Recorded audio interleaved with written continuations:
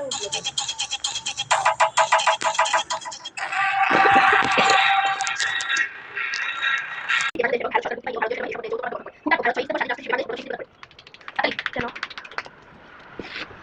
Union ও সমাজসেবা রাষ্ট্রের ভূমিকা বাংলাদেশের মুক্তিযুদ্ধে ভারতের সর্বাধিক অবদান রাখে অধুনাতন সোভিয়েত ইউনিয়ন বর্তমানে রাশিয়া।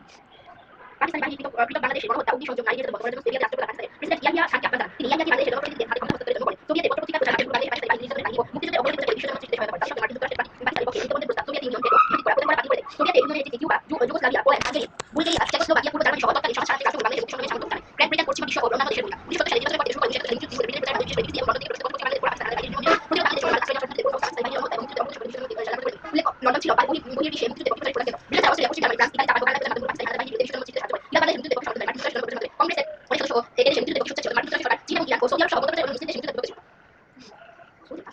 মার্কিন শিল্পী, সাহিত্যিক এবং অনেক রাজনীতিবিদ বাংলাদেশে পক্ষে ছিল। পণ্ডিত কবি সংকলন থেকে আজ মার্কিন যুক্তরাষ্ট্রের নিউ ইয়র্ক শহর 50 পর বাংলাদেশ অনুষ্ঠান 40 হাজার দর্শকের উপস্থিতিতে জর্জ হ্যারিস, বব ডিলান সহ বিশ্ব বিশিষ্ট শিল্পী অংশগ্রহণ করে। অনুষ্ঠানটি আমাদের মুক্তিযুদ্ধ তার সঙ্গে বিশ্ব শান্তি ও নিরাপত্তা রক্ষার বাংলার পক্ষ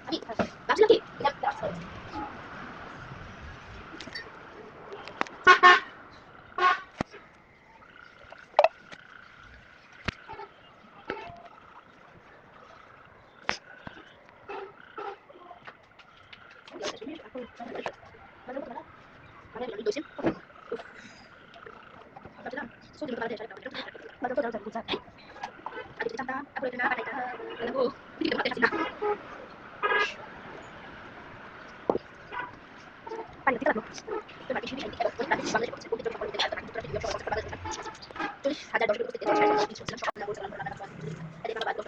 কি রনি যখন বাইরে থাকে তখন শুধু খেলাধুলা করে। রনি বাবার কাজে সাহায্য করে না। সাজেরা একা মা ও বাবাকে কখনো সাহায্য করতে পারে না। তাকে তাদের পড়ার লেখাপড়ার অসুবিধা হয়।